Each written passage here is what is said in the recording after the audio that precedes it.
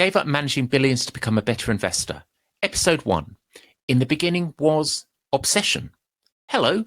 Over the next 100 podcasts or so, I'll be telling you about my story in the finance and investment sector. Some successes, a bunch of failures, and also many, many insights. What this podcast is not going to be, though, is some kind of flawless blueprint into how to be a great investor or have investment success. As always in life, you work that out yourself.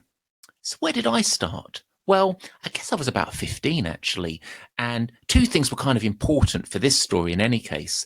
The first was that breakfast TV was becoming big, and breakfast TV had a sort of an interesting 2 or 3 minute period each hour about the business sector, stock market, shares going up and down, exchange rates, interest rates.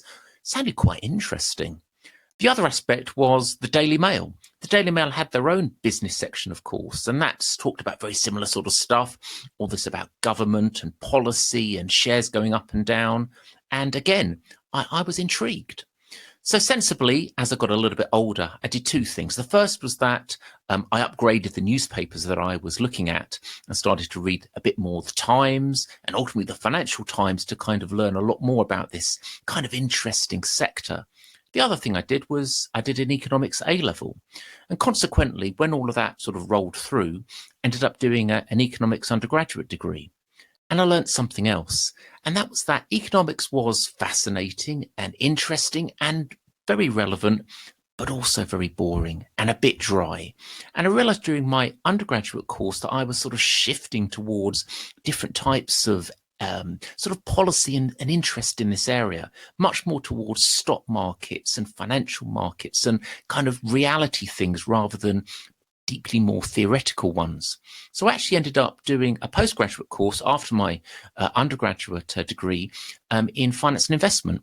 And that was much more my scene, kind of interesting, talking about not just how to become an investor, an analyst, a fund manager, but also how it all fitted together, how you could maybe make money on behalf of your clients or even yourself, or perhaps avoid making those big losses, which kind of booms and busts kind of led you perhaps towards. So by the age of 22, I graduated from my postgraduate course and it was time to get a job. Unfortunately, back then in the 1990s, it was just a bit tough. There weren't many jobs out there, and consequently, it wasn't anything immediately offered to me. So I thought, right, what I'm going to do is I'm going to get a list of every single investment company out there in the UK and apply to them all. I thought, right, I'll start at the ones beginning with the letter A and work my way down.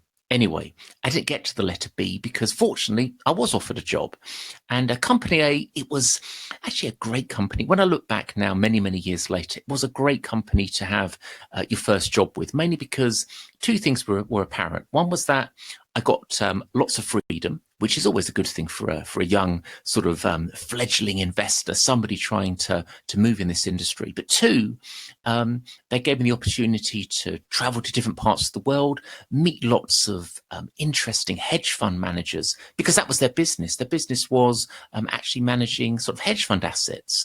And so by talking to, again, lots of people way smarter than me with lots of interesting insights and stories and everything else, I learned a huge amount. It was a brilliant first job when I look back. And again, we'll be talking a lot more in future podcasts about what I learned and particular instincts that I found out. But after 4 years, I decided to leave. I'd done really one thing, which was I'd got it wasn't called the CFA back then, but it was a very similar sort of setup. So I'd got the formal exams, all 7 examinations had been passed.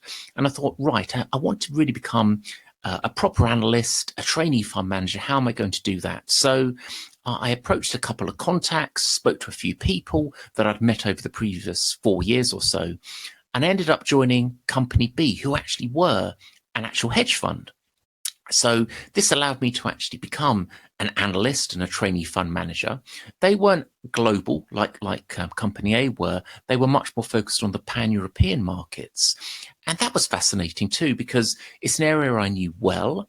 But of course, the requirements and insights really from all of the other colleagues there were different and certainly very helpful. And we'll talk actually in the next podcast about Mr. X, who was my boss there, and certainly I learned an awful lot from. So that was a very interesting, very hard, busy and hardworking 6-year period. But throughout that time, or towards the end of that time, really, I realized there was really one thing I wanted to do, and that was to become a fund manager. That had been kind of my early dream, particularly when I was doing my postgraduate course, as to what my target in my working life was going to be. I wanted to be a fund manager, the person in charge of a portfolio on behalf of clients, doing things hopefully which they could take advantage of and do well from. So eventually, after 6 years at Company B, I joined Company C. And there I was actually a fund manager, initially a pan-European one, then a global one, and ultimately actually head of the team. This was a multi-asset area, so it wasn't just equities, but bonds and other asset classes as well, but investing across the world. And in a way, it was absolutely perfect, particularly for that moment in my life.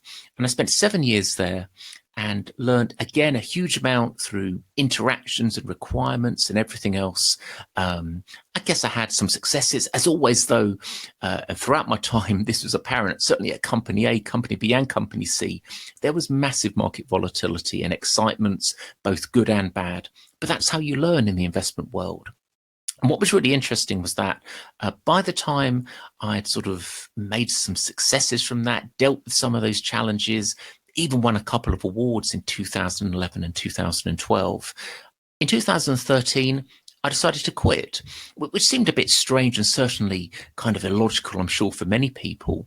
But it was because that I realized that it was time to actually do something a little bit different, to actually start to learn something even deeper about the investment world, something beyond what a conventional institutional fund would teach you or allow you insight into, despite the fact that I was managing the aforementioned a couple of £1 billion, etc.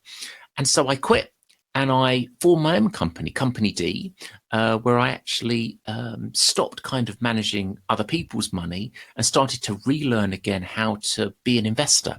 As strange as that sounds, sort of at that point, a couple of decades, not quite a couple of decades into my working life. So I worked at Company D for the last 10 years, and I have to say, again, and obviously this is something which will be apparent over a bunch of the podcasts over the next few months, etc.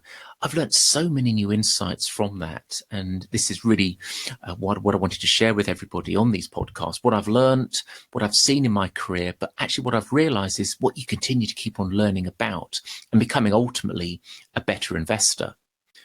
So really, that's where we are. That's really what I wanted podcast 1 to be about. Just an introduction to my backstory, some of the insights on what I've been doing, just brief insights, market volatility, different areas that I've been in and everything else.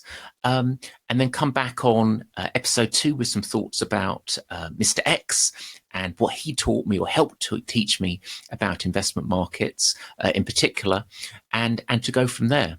So as always, once again, I've told you so little, but there's so much more to come. So looking forward to more podcasts. Thanks so much for listening, and bye-bye.